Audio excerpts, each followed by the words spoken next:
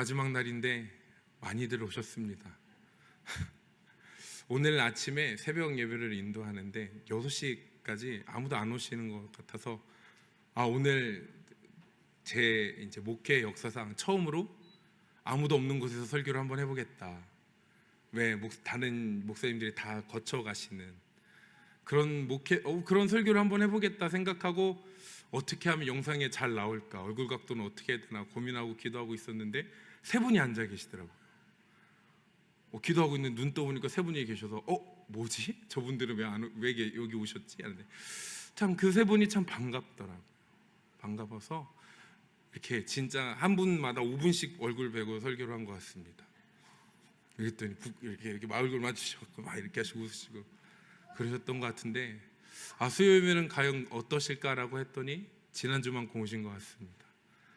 감사합니다. 오늘 이 자리에 나오신 여러분들의 삶에 큰 은혜가 임하길 소망합니다.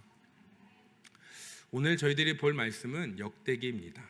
역대기를 볼 건데 역대기를 보기 전에 우리는 이 역사서를 한번, 이 성경의 구조를 좀 한번 봤으면 좋겠습니다.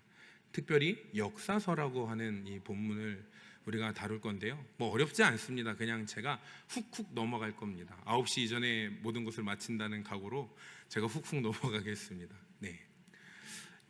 성경 안에는 크게 신명기 역사서와 역대기 역사서가 있습니다. 그리고 신명기 역사서 안에는 신명기에서부터 열왕기 하까지의 본문을 신명기의 역사서라고 합니다. 그리고 그 역사서 내용에는 포로기 때 쓰였으며 그 내용은 포로기까지의 내용을 담고 있습니다. 그러니까 포로기 이전에 왕들의 역사, 이스라엘 백성들의 역사를 다루고 있습니다. 반면에 역대기 역사서는 쓰여진 시기는 포로기 이후입니다. 그리고 범위는 역대기, 에스라, 느헤미야서입니다. 관련된 역사는 포로기 이후의 역사를 다루고 있습니다. 오늘 이렇게 이 역사서가 이렇게 구분되어 있는데 오늘 특별히 역대기서를 좀 자세하게 보겠습니다. 역대기서는, 이 중에서도 역대기서는 어떻게 쓰여졌느냐 하면 신명기 역사서를 바탕으로 쓰여졌습니다. 창세기, 사무엘상하, 역대상하, 열왕기상하를 그대로 가져다 썼습니다. 그래서 그 본문을 가지고 쓴 것이 역대상하입니다. 우리 성경책 순서로는 신명기서부터 열왕기하까지 쓰여 있고 그 다음부터 역대하, 상하가 나오기 때문에 똑같은 역사를 왜 두 번 썼나라는 의구심이 들 정도로 똑같이 이야기가 반복되고 있습니다.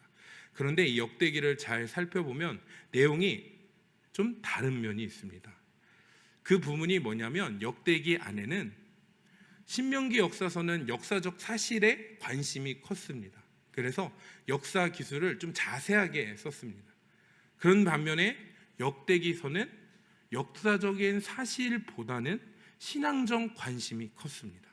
그래서 열왕기서나 사무엘서의 1절에서 5절 내용의 이 역사적인 내용을 역대기서는 한 절에 요약을 해버렸습니다. 한 절 혹은 두 절에 5절, 6절이나 되는 역사의 내용을 요약해버립니다. 간단하게, 간략하게. 그리고 그 이후의 절 혹은 그 앞전의 절에는 역대기서가 말하고자 하는 이야기를 갖다 썼습니다. 그 내용이 역대기가 말하고자 하는 바입니다. 이런 부분에서 우리는 역대기를 읽어야 합니다. 그렇지 않으면 열왕기까지 읽었는데 또 솔로몬 다윗 이야기네 라고 해서 역대기를 통째로 이렇게 넘기시게 되는데, 이 두 본문은 엄연히 다른 시기에 다른 독자들에게 다른 의미로 쓰여졌다는 부분이기 때문에 제가 이렇게 알려드리는 이유는 역대기를 앞으로 한번 이렇게 읽어보셔라 라는 부분입니다. 그래서 오늘 우리 함께 읽으신 역대상 13장 말씀을 원 본문에 쓰여져 있는 사무엘하 말씀으로 먼저 읽어보도록 하겠습니다. 사무엘하 말씀입니다.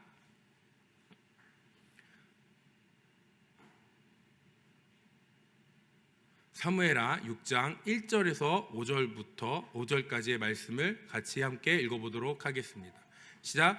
다윗이 이스라엘에서 뽑은 무리 3만 명을 다시 모으고 다윗이 일어나 자기와 함께 있는 모든 사람과 더불어 바알레 유다로 가서 거기서 하나님의 궤를 메어오려 하니 그 궤는 그룹들 사이에 저정하신 만군의 여호와 이름으로 불리는 것이라. 그들이 하나님의 궤를 새 수레에 싣고 산에 있는 아비나담의 집에서 나오는데 아비나담의 아들 우사와 아효가 그 새 수레를 모니라.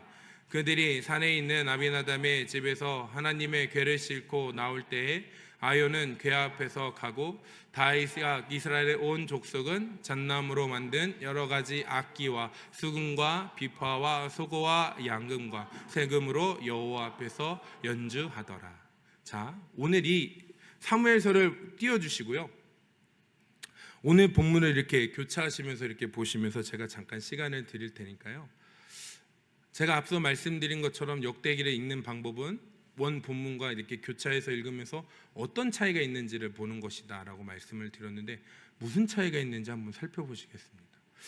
이게 역대 사무엘하 본문으로 가지고 역대상 13장을 썼을 때에 어떤 본문이 어떻게 차이가 나는지 어렵지 않습니다. 분명하게 두드러지게 차이가 나는 본문을 제가 선택해 왔기 때문에 한번 보시기 바랍니다.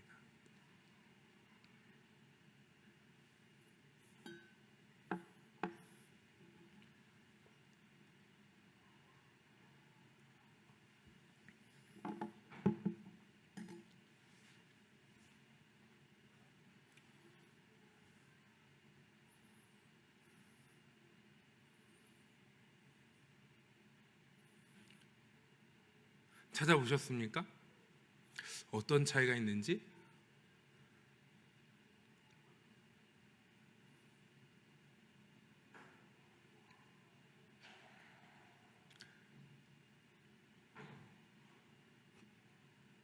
이걸 제가 처음부터 찾은 걸 이렇게 드릴 수도 있지만 앞으로 여러분들께서 역대기를 읽으실 때 이런 방법으로 읽으셨으면 좋겠다라는 제 마음에 한번 같이 이런 것을 좀 훈련처럼 됐으면 좋겠어서 잠깐 시간을 드린 겁니다.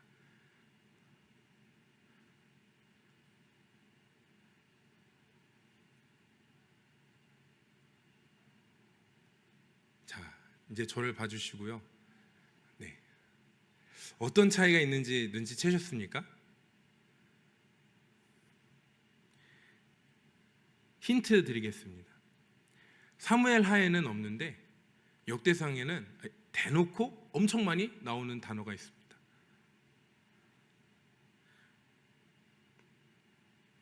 아주 중요한 단어가 삽입되어 있습니다. 그리고 그 내용이 삽입되어 있습니다.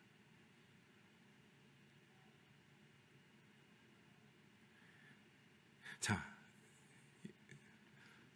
이게 또 추석 명절 지내시고 오셔서 좀 더 시간을 드리면 주무실 것 같아서 몸이 많이 피곤하시죠? 네, 제가 이제 같이 보도록 하겠습니다. 사무엘하 내용과 오늘 내용은 법궤를 옮기는 내용입니다. 그런데 여러분들도 다 아시다시피 또 하목사님께서 앞전에 수요 예배 때마다 성막을 다루어 주셨기 때문에 참 감사하게도 이 법궤를 옮김에 있어서 중요한 방식이 있습니다. 그 방법은 바로 레위인에게 붙들리는 겁니다. 레위인이 들고 가는 겁니다. 이건 왕으로도 할 수 없습니다. 권력자가 할 수도 있는 것도 아닙니다. 법궤는 오직 제사장과 레위인만 건들 수 있는 하나님의 명령입니다.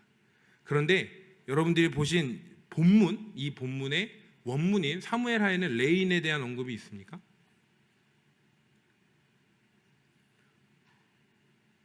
없습니다. 레위인으로 시작하고 있지 않습니다. 그런데 오늘 역대상 13장에는 무엇으로 시작하냐면 다윗이 이렇게 합니다. 자, 법궤를 옮길 거니까 사람 불러 모아. 근데 그 사람 중에 누가 있었다? 레위인이 있었다라고 오늘 본문은 우리에게 가르쳐주고 있습니다. 사무엘하에는 사람을 모았을 때 3만여 명이었더라라고 시작하는 이 본문이 역대상에는 사람을 모았는데 이렇게 저렇게 모았는데 그 중에 누가 있었다? 레위인이 있었다라고 보고하고 있습니다. 자, 이렇게 이 차이가 무슨 차이냐? 제가 앞서 말씀드렸다시피 역대상은 역사적인 사실에 큰 의미를 두지 않고 있습니다. 여기서 말하고자 하는 바는 원문보다 사무엘하보다 그들이 생각할 때 더 중요하게 여긴 것을 삽입시켜 놨습니다. 그것이 뭐냐? 레인에 대한 강조입니다. 율법 순종에 대한 강조입니다. 법궤를 옮길 때에는 레인이 옮겨야 해 라고 하는 사실에 대한 이 내용을 역대상은 강조하고 있습니다. 이 역대기는 이렇게 기록되었습니다. 신명기 역사서에서는 강조되지 않는 율법의 준수에 대한 더 강력한 메시지와 성전 제의, 성전에서 예배를 드리는 방식에 대한 강조와 레위인, 즉 성전 제사를 담당하는 레위인들에 대한 중요성을 아주 중요하게 기록하고 있습니다.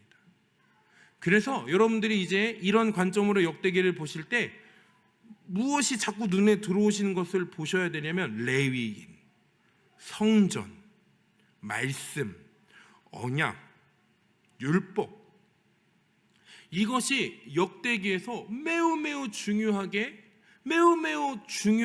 강조되고 있음을 보셔야 합니다.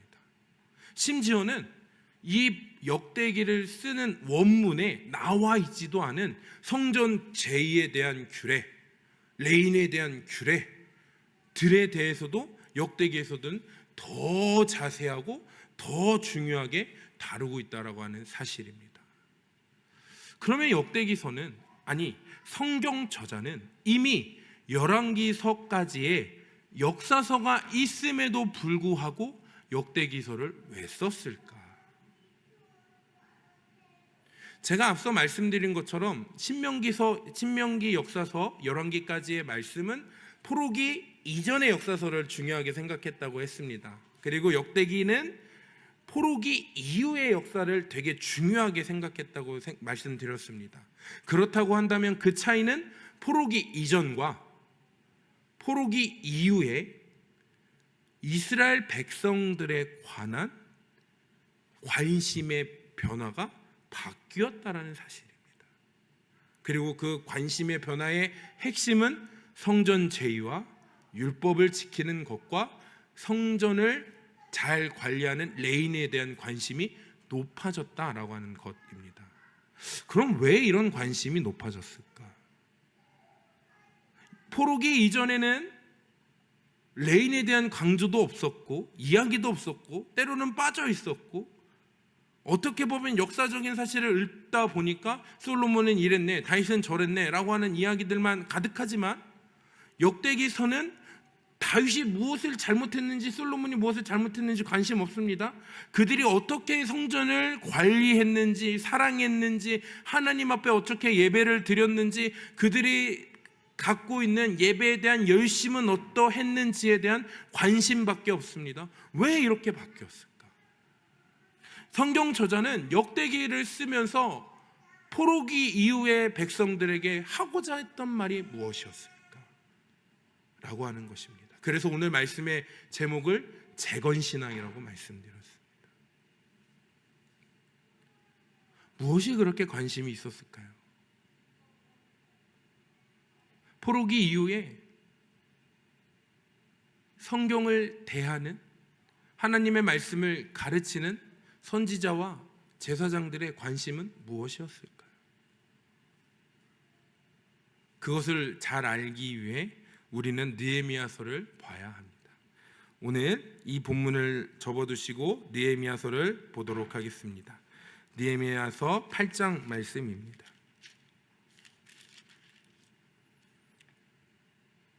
느헤미야서 8장 1절입니다. 다 함께 읽도록 하겠습니다. 시작. 이스라엘 자손이 자기들의 성읍에 거주하였더니 일곱째 달에 이르러 모든 백성이 일제히 수문 앞 광장에 모여 학사 에스라에게 여호와께서 이스라엘에게 명령하신 모세의 율법책을 가져오기를 청하매. 아멘. 자, 오늘 이 느헤미야도 포로기 이후에 쓰여진 역사서입니다. 역대기와 같은 결을 가지고 있습니다. 그 내용에 8장 1절에 어떤 배경을 설명하고 있냐면, 이스라엘 백성들이 무너졌던 성벽을 재건하였습니다.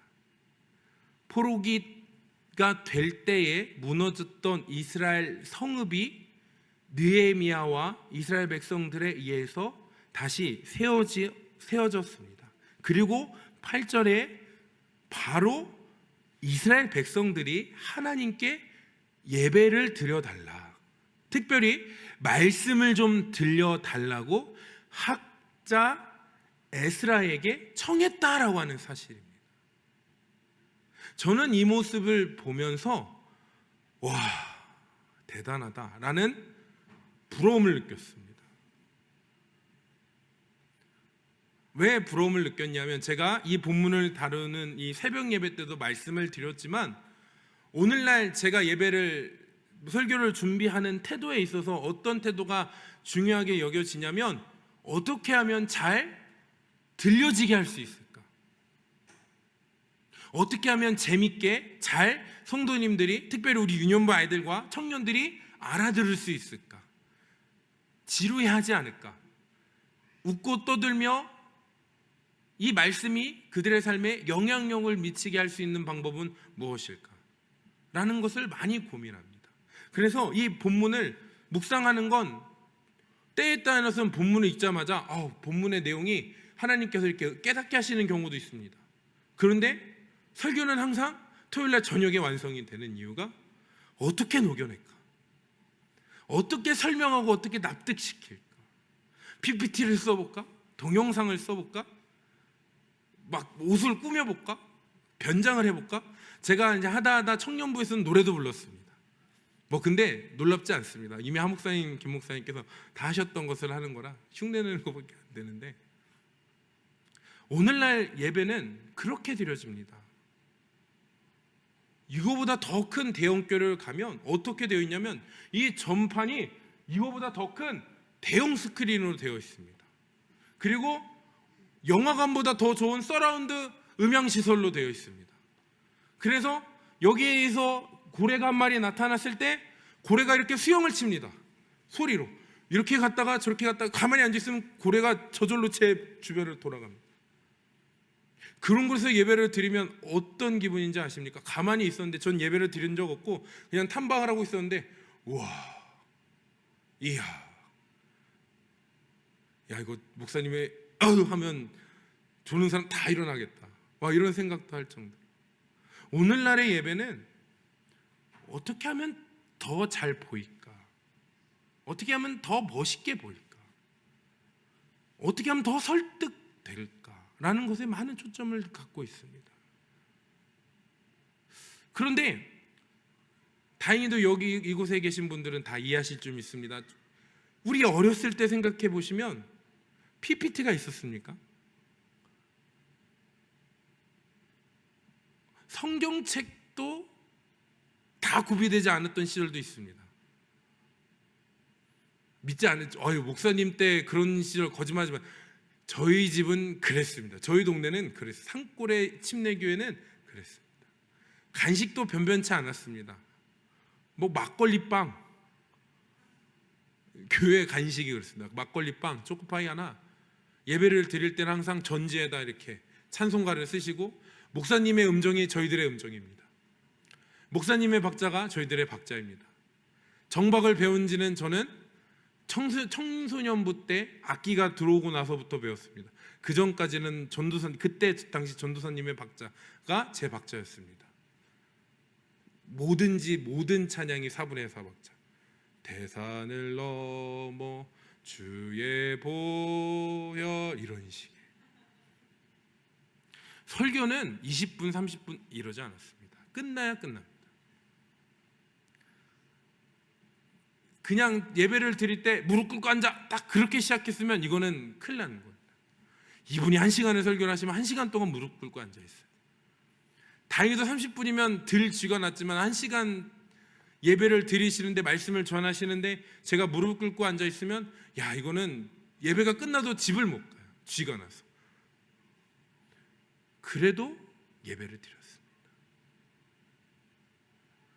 그래도 목사님의 설교가 길다고 불평하지 않았습니다. 간식이 그래도, 목사님의 설교가 그래도, 목사님이 뭐 PPT를 안 써도 우리는 그 말씀을 하나님의 말씀으로 들었습니다. 그런데 오늘날은 그렇게 예배를 준비해도, 그렇게 잘 준비해도, 그렇게 잘 갖고 와도 예배를 드리는 사람들의 우리의 반응은 어떠냐? 제가 2부 때 이렇게 우리 전체 부서 예배를 참관합니다. 구경 다녀요. 이렇게 구경 다니면 이 소년부 위 부서터는 고개를 드는 것만으로도 은혜입니다. 아이들이 자지 않고 휴대폰을 보지 않고 얼굴을 들고만 있는 것만으로도 감동이 됩니다. 올해 초에 제가 우리 청소년부 아이들, 소년부 아이들 예배를 드리는데 죄다 이러고 있더라고요. 그것도 시커먼 퍼크, 애가 잠바를 입고 고개를 이렇게 숙이고 있는데 쟤네들은 뭐하러 왔나? 오늘날의 시대는 예배가 재밌습니다. 말씀 재밌습니다. 그 어느 때보다 목회자들이 똑똑합니다. 잘 가르칩니다. 내용에 의미가 있습니다. 그러나 안 됐습니다. 들리지 않습니다. 불과 몇 년 전, 몇십 년 전만 해도 우리 목회자들은 하시던 말씀 또 하시고 또 하시고 또 하시고 그렇게 1시간 설교를 하셔도 말씀이 들렸습니다.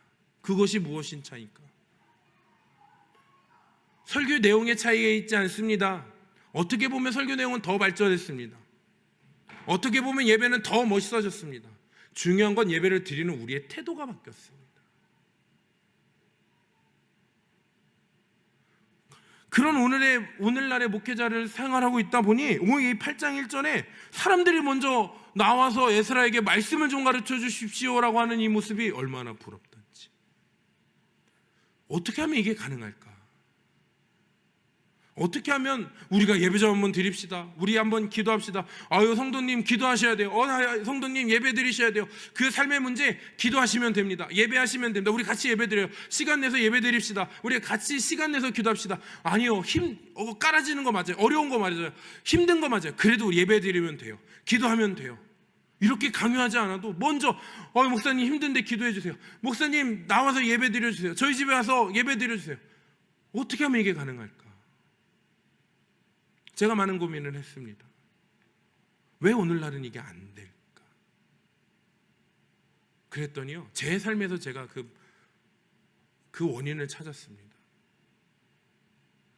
제가 이제 라일이 엄마, 저희 아내와 7년차, 8년차 이제 부부인데 많이 싸웠습니다. 정말 많이 싸웠어요. 근데 그 싸우는 원인들을 생각해 보니까 단순해요. 라리 엄마가 예를 들어서 제가 최근에 이제 제 이슈가 뭐냐면 탄산을 끊는 일입니다. 탄산을 끊는 일입니다. 예전에는 또 장모님께서도 저에게 사이에 건강하려면 탄산을 끊어, 면을 끊어, 뭐를 끊어 이렇게 얘기하시면 툭툭 튕겼습니다. 툭툭 이렇게 안 들어 이렇게. 그러다가 이제 제 가족이 저에게 걱정돼서 하는 말, 온전히 저를 위해서 하는 말을 저는 뭐라 들었냐면 귀찮은 소리, 잔소리로 들었습니다. 그러다 보니 내가 알아서 할게, 신경 쓰지 마, 그 얘기 또 해, 난 괜찮아. 이러다 보니까 내가 라리 엄마 얘기입니다. 내가 당신 걱정해서 한 얘기인데 왜 짜증을 내냐? 내가 알아서 한다니까? 내가 탄산을 먹든 뭐라도 내가 알아서 조절할게. 아니, 당신 건강을 위해서 한 얘기를 왜 당신은 기분 나쁘게 얘기 듣냐? 아유, 됐어. 그만해. 잔소리야. 하고 그 대화를 피하면 쫓아와서 왜 대하는 태도가 그러냐? 말하는 태도가 왜 그러냐? 그만하자니까? 내가 알아서 한다고. 그러다가 싸움으로 번집니다. 그런 일들이 반복되다 보니까 늘 싸우면은 제가 지고 늘 제가 사과하는 입장에서 고민했습니다. 왜 난 싸웠을까? 그랬더니 원인은 간단합니다. 내 아내의 사랑의 소리를 나는 귀찮게 여겼구나. 누구보다도 나를 사랑해서, 나를 걱정해서, 나를 생각해서, 나를 위해서, 어쩌면 나보다도 더 나를 생각해서 했던 말이 나에겐 들리지 않았구나. 왜 그 말이 진심이 내 안에 통과되지 못했을까? 생각해 봤더니요, 탄산은 저에게 행복이었습니다. 면은 저에게 행복이었습니다. 좋아하는 음식이었습니다. 기쁨을 주는 음식이었습니다. 그러다 보니 제 건강을 제 기쁨으로 망가뜨리고 있는 거예요. 저는 아내의 그런 사랑을 제 기쁨 때문에 거절하고 있는 거예요. 아무리 아내가 저를 생각해서 진심으로 생각해서 하는 얘기를 할지라도 제가 그 얘기보다, 그 아내의 사랑보다, 진심보다 제가 그것을 끊어내야 하는 내 마음이 싫다면 그것을 사랑으로 느끼지 않고 난 이게 더 좋아, 난 이걸 끊어낼 수 없어, 난 이거 계속 유지할 거라는 마음이 있다면 들리지 않더라고요. 그래서 제가 생각했습니다. 맞아, 나리 엄마가 그렇게 얘기할 때 저걸 잔소리라 듣지 말고 사랑의 소리를 한번 들어보자. 나보다도 나를 더 걱정해주는 사람의 이야기를 수용해보자. 그게 될지 안 될지는 모르겠지만 그렇게 해보자. 정말 그냥 한번 끊어보자 라는 걸 최근에야 깨달아서 최근에 그렇게 해봤습니다. 최근에도 탄산이 이슈가 됐고, 여보 끊어. 알았어, 안 먹을게. 그래서 줄였습니다. 어느 때는 안 먹었어요. 매일 한 2병씩 3병씩 캔으로, 병으로, 대병 말고요, 조그마한 500ml 병으로 막 2-3병씩 먹던 제가 끊었습니다. 하루에 한 캔도 안 먹을 때가 있고 한 캔으로 줄일 때가 있고. 제가 이걸 왜 가능했냐? 제가 이 콜라를 먹는 이 기쁨보다 아내의 기쁨이 더 좋은 거예요. 저도 이걸 알고 있습니다. 탄산이 몸에 좋지 않다는 걸. 그런데 제가 이걸 먹는 걸 행복하게 여기다 보니 끊지 못했던 건데, 내가 이걸 먹는 기쁨보다 아내를 만족시키는 기쁨, 나를 사랑하는 사람에 대한 그 마음이 전달되고 통용되고 교통하고 소통하는 기쁨을 누려보자라는 것을 선택했을 때 탄산은 끊게 되어졌고, 싸움은 줄어들었고, 서로가 대화가 편해졌고, 라헬이 엄마는 저를 통해 사랑을 느꼈다는 겁니다.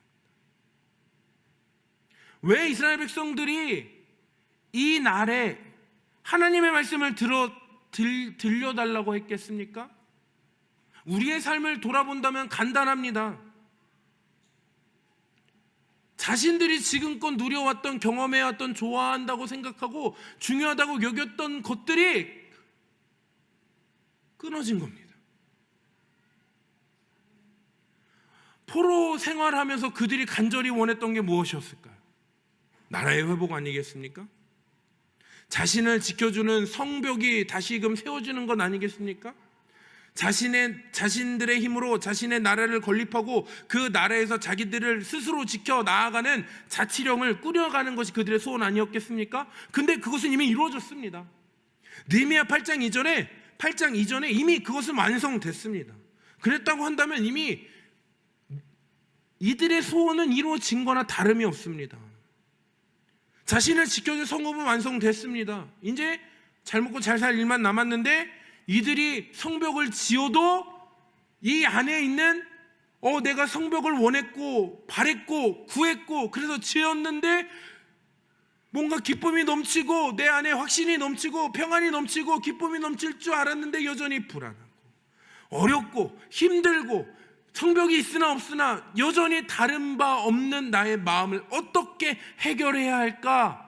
이 와중에 이들이 느꼈던 건, 경험했던 건 무엇이냐? 이전에는 성벽을 튼튼하게, 성전을 멋있게, 그들이 사는 성을 더 크고 화려하게 짓는 것에 힘을 썼던 그들의 삶이 다 무의미함을 깨달았던 겁니다. 그래서 그들이 무엇을 선택했냐? 신명기 역사서에서는 그렇게도 안 듣던, 그렇게 들으라고 그렇게 회개하라고, 그렇게 하나님께 돌아오라고, 하나님이야만 한다고 가르쳤던 그 이야기들을 이제서야 찾는 겁니다. 자기가 좋아했던 성벽이 자기의 힘이 되지 않는다는 걸 느낄 때, 로또만 되면 내 삶이 편해질 거라는 생각에 로또가 되었어도 내 삶이 여전히 불안할 때, 내 건강이 회복되면 나는 평안할 거다라는 그 상황 속에서 건강이 회복되어도 여전히 나는 어려울 때, 그때 우리가 하나님의 말씀을 찾는다라는 겁니다. 그때 기도해달라, 그때 예배해달라. 세상의 수단과 방식과 방법과 모든 것이 끊어지고 더 이상 할 방법도, 의지할 방법도, 할 수 있는 방법도 끊어졌을 때 그제서야 하나님의 말씀을 찾는다는 겁니다. 그 말씀이 들린다는 겁니다. 그런데요, 저도 그렇지만 목회자들이 보면, 하나님이 보시면 그런 우리들의 몸과 상태, 우리 영혼이 어떻게 보이실까? 건강할 때 말씀이 들리면 얼마나 좋겠습니까? 별일 없을 때 하나님의 말씀이 간절히 사모되면 얼마나 좋겠습니까? 오늘 우리가 이 자리에 나와 하나님의 말씀을 듣는 태도가 오늘 이 8장 1절에 나오는, 느헤미야 8장 1절에 나오는 이들처럼 하나님의 말씀이 들리면 얼마나 좋겠습니까? 8장 3절입니다. 수문 앞 광장에서 새벽부터 정오까지 남자 여자나 알아들을 만한 모든 사람 앞에서 읽음에 못 백성이 그 율법책에 귀를 기울였는데, 기울였답니다. 그리고 어떻게 되는 줄 아십니까? 12절에 모든 백성이 곧 가서 먹고 마시며 나누어 주고 크게 즐거워하니 이는 그들이 그 읽어 들려준 말을 밝히 알미었더라. 듣는 것만으로 끝난 게 아닙니다. 삶으로 가서 실천했습니다. 행했습니다.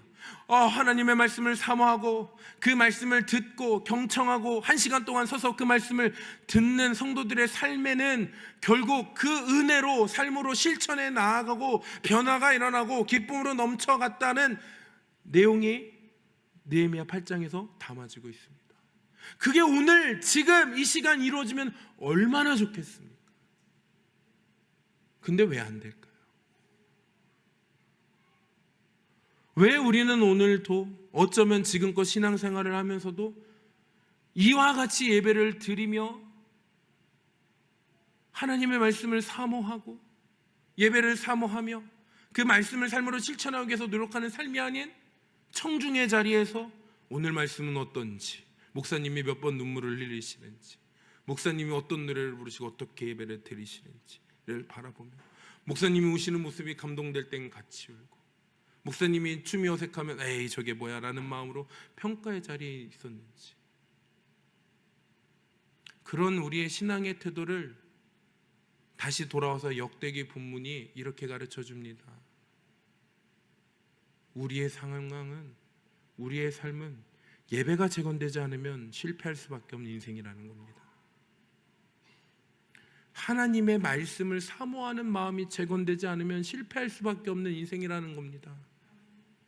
하나님의 말씀을 사모해서 그 말씀을 지키기 위해서 우리가 레위인처럼 그 말씀을 따라 살려가려고 하는 그 모습이 우리 안에 재건되어 있지 않으면 우리의 역사는 아무런 의미가 없다라고 하는 것을 역대기서는 우리에게 가르쳐주고 있습니다. 저 여러분들은 어떠십니까? 하나님의 말씀을 마치 남편과 아내의 잔소리처럼 듣고 계십니까? 아유 주님, 됐어요. 내 마음에 맞는 얘기 좀 해보세요. 주님, 내가 원하는 기도 제목만 좀 이루어보세요. 하나님, 내 삶에 평안을 주시는 나의 생각에 맞는 그 틀에 따라 기도 제목만 이루어주시면 되지 뭘 전도하라세요? 뭘 말씀을 사모하라세요? 지난주 수요 예배 때 목사님께서 뭐라 말씀하셨습니까? 능치 못할 일이 없으신 하나님의 능력이 우리 삶에 이루어지기 위해서 매일매일 기도하면 된다. 근데 사람이 며칠 만에 이루어진다. 짧게는 2주, 길게는 2달. 왜 그렇습니까? 왜 그렇습니까? 에이, 뭔 기도예요. 에이, 뭔 말씀이에요. 에이, 됐어요. 그 시간이 좀 더 쉴래요. 그런 쉼 속에, 그런 하나님의 말씀에 분순종하는 우리의 삶 속에 평안이 이루어집니까? 평안이 이루어졌습니까? 그래서 그분들은 그렇게 잠이 편안하게 주무셨다라고 했습니까? 아니었습니다. 2달 만에 그 예배가 시작되었을 때 불치병은 낫고 수면장애는 고쳐졌다라고 말씀을 들었습니다. 우리의 삶의 변화가 일어나길 원하십니까? 저와 여러분들의 삶에 하나님의 말씀이 들려지고 그 말씀이 우리의 삶으로 나타나 우리의 모든 걱정과 근심이 사라지길 원하십니까? 그렇다면 오늘 이 느헤미야 8장 1절에와 같이, 그리고 역대상에서 가르쳐주는 바와 같이 예배를 사모하시는 자리에 나아가시길 바랍니다. 예배를 사모하는 사람은 예배를 평가하지 않습니다. 예배를 사모하는 사람은 말씀에 들리는 그 시간에 시간을 재지 않습니다. 말씀을 전하는, 말씀을 사모하는 사람은 말씀을 듣는 그 시간에 어떤 약속도 잡지 않습니다. 예배를 사모합니다. 그 시간에 그 어떤 것보다도 중요한 것을 여기지 않습니다. 항상 말씀을 간절히 여기며 기도하는 시간을 빼먹지 않습니다. 하나님을 사모하는 사람은 그렇습니다.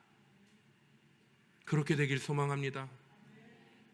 여러분, 저와 여러분들은 내 삶에 걱정거리가 무엇이 있습니까?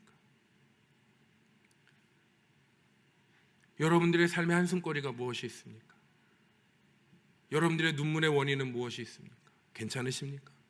오늘 이 말씀도 그저 여러분 누군가 안에서는 이 예배를 듣는 누군가에게서는 평가의 대상으로 계십니까? 그런 여러분들께, 그런 제 자신에게 저도 하나님의 말씀을 빌어 질문을 던집니다. 평안하십니까? 이 성전에 오셔서 기도하고 가시면 저 엘리베이터를 타고 내려가실 때 평안함을 누리시며 집에 돌아가십니까? 잠자리에서 한숨이 끊어지셨습니까? 그런 우리의 삶의 노예와 뭐가 다릅니까? 걱정의 노예, 두려움의 노예, 앞날에 대한, 미래에 대한 노예, 물질에 대한 노예, 관계에 대한 노예, 생각에 대한 노예. 오늘 이 시간 함께 기도하실 때 주님, 우리가 주님을 사모하길 원합니다. 하나님을 사랑하는 이 마음이 우리 안에 회복되어지길 원합니다.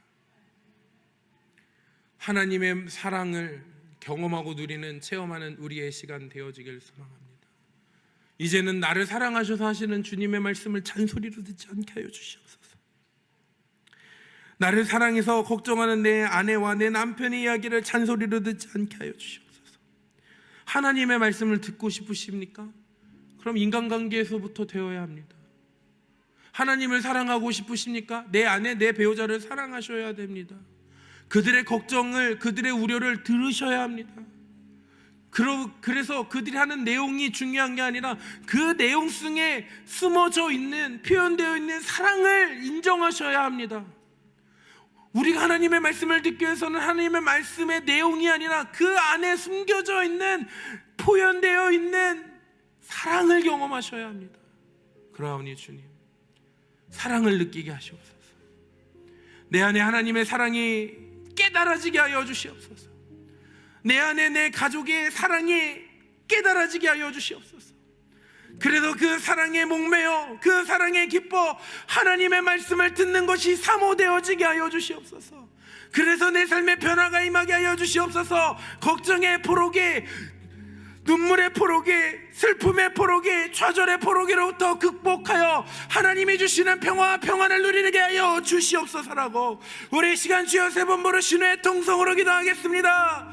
주여, 주여.